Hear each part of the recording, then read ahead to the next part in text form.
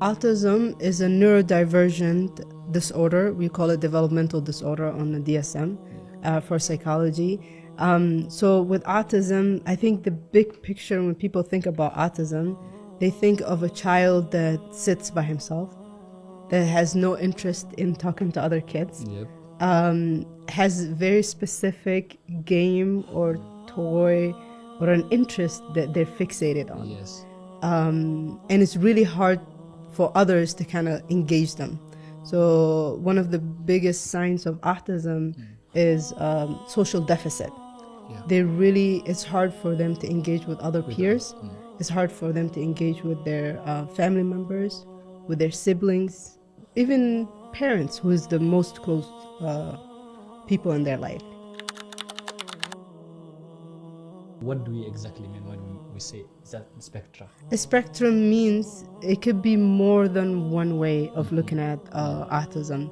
So let's say when I gave the example earlier about that child who sits alone, that's one of the spectrum. So the spectrum means is a long line, and in terms of levels, it could be really on a severe end, or it could be on a really mild end, which you can't tell, you can't differentiate a mild autistic child from a neurotypical child. A little bit you could differentiate by sensory needs. We'll talk more about kids with autism really struggle, or they have sensory needs that most of us are not aware of. But then there's the gray area, there's the middle.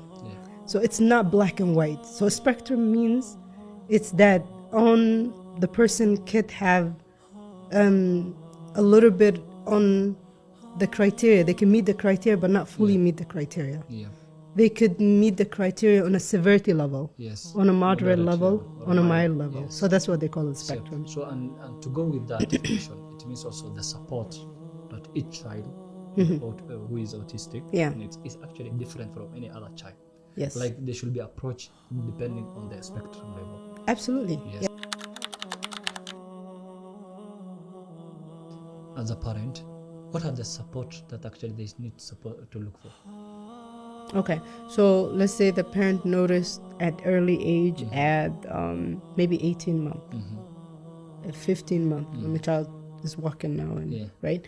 One of the things the parent could notice is the child really struggles with any change, like in the routine, but anything new that they're not aware of, right? If they know one way to get to the school, that's the only way they're going to walk to the school.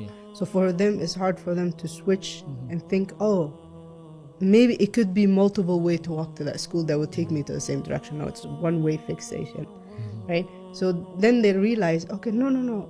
If we take the other circle, we're going to get to the school. Now you have a child who has a meltdown. He sees the school, but even because you switch the direction, that's one of the signs that you know this child could be autistic. That it's really, they struggle with any changes. The eye contacts, they might not. Eye contact also, there's a cultural difference. So sometimes it's okay if the child is not looking at you. The social piece. So it means the moment the parent see this, the best option we need to is first do assessment. 100%. They need to. And especially see a there are a lot of psychologist. places here in Nairobi today that so many hospitals actually are doing assessment for this. Yeah, okay. Instead of you just believing the misconception and just having the child at home or hiding because of the stigma. This could have been maybe if you go for a proper assessment early, the moment you see the symptoms, the early intervention is the best. Intervention the best. Then it means most of these hospitals in Nairobi, and nowadays, God grace, there's a lot of Muslim-owned centers. Okay, good.